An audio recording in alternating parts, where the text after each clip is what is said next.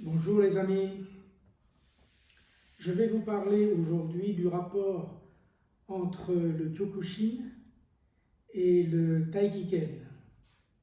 Petite histoire dans la grande histoire des arts martiaux. Cette petite histoire commence par la rencontre entre deux hommes, Oyama d'une part et Sawai de l'autre. Oyama, fondateur du Kyokushin, s'entraînait avec Sawai d'une manière secrète au début au Taikiken.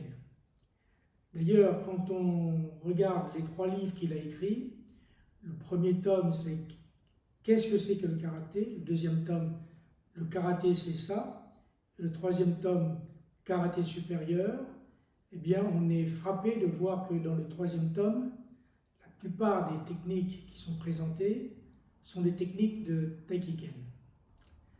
Ensuite, Sawai a enseigné le Taikiken à Ian Calamba, qui fut le premier Européen à recevoir cet enseignement.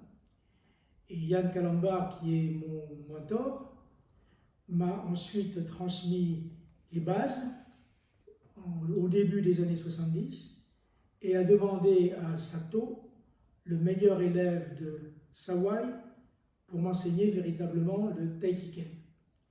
Sato était à l'époque un des premiers champions du monde de Kyokushin, parce que c'était dans la fin des années 60 que les premiers championnats du monde de Kyokushin étaient organisés, et ensuite il s'est spécialisé dans le Taikiken. Il s'est si bien spécialisé qu'il est devenu le représentant, le dauphin de Sawai à la mort de celui-ci. Et pour bien faire les choses, selon la bonne tradition japonaise, il a épousé la fille de Sawai. Et donc depuis la disparition de Sawai, il est le vrai représentant au Japon du Taikiken. Donc ayant appris le Taikiken avec Sato, j'en ai ensuite transmis quelques bases à Jacques Legray dans les années 70, avant de me rendre à l'étranger où me conduisait ma carrière professionnelle. Ce rappel, c'est simplement pour dire que le Kyokushin est le seul style de karaté, style d'ailleurs le plus réaliste, qui combinait un entraînement dur du karaté avec un entraînement souple du Taikiken. En effet, d'où vient le Taikiken? Le Taikiken vient en fait du Yichuan, qui est une boxe chinoise créée par Wang Xiangjai dans les années 30 en Chine, lorsque Sawai était également en Chine. Il avait donc appris cette boxe de Wang Xiangjai, qui était un grand boxeur, un grand spécialiste de la boxe Xing-Yi. Xing, la forme, Yi, l'esprit. Du Xing-Yi, il a créé Yi-Chuan parce qu'il voulait mettre encore plus l'accent sur Yi, c'est-à-dire sur l'esprit.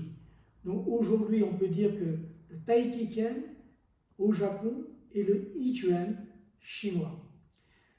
Quel est le rapport encore avec le Kyokushin aujourd'hui? Malheureusement, je pense, depuis la disparition des 2 grands hommes dont je vous ai parlé tout à l'heure, eh bien, le Taikiken fait son bonhomme de chemin indépendamment au Japon avec Sato. Sato n'est plus dans le Kyokushinkai. Parallèlement en Europe, il s'est produit la même chose.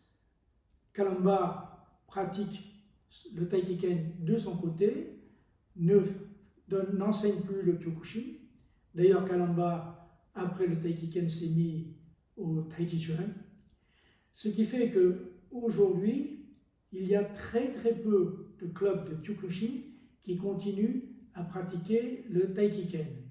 Il arrivera un jour où cette bonne alliance entre ces 2 styles n'existera plus, mais je tenais à vous raconter cette histoire pour vous expliquer comment se fait-il que dans le Kyokushin, il y en a encore un peu, un enseignement de Taikiken, alors que c'était un style totalement interne.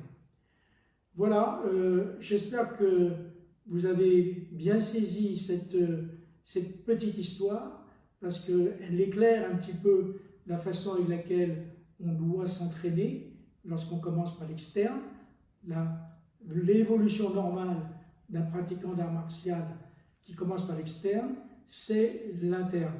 Et on voit aujourd'hui que les grands d'hier, par exemple de l'équipe de France, un certain nombre d'entre eux ont évolué vers l'interne. Alain Sétrouk m'a dit qu'il pratiquait, il faisait sa propre recherche. Gilbert Bruce, que je connaissais et avec lequel j'animais un certain nombre de stages d'arts martiaux, pratiquait le tai chi. Guy Sauvin a internalisé son karaté, il fait ce qu'on appelle karaté interne. Donc ce qui est important, c'est de continuer à s'entraîner, ne jamais s'arrêter, et la performance, c'est de durer le plus longtemps possible par l'entraînement. Voilà, les chers amis, réfléchissez à cette idée que la performance, c'est la durée. Au revoir.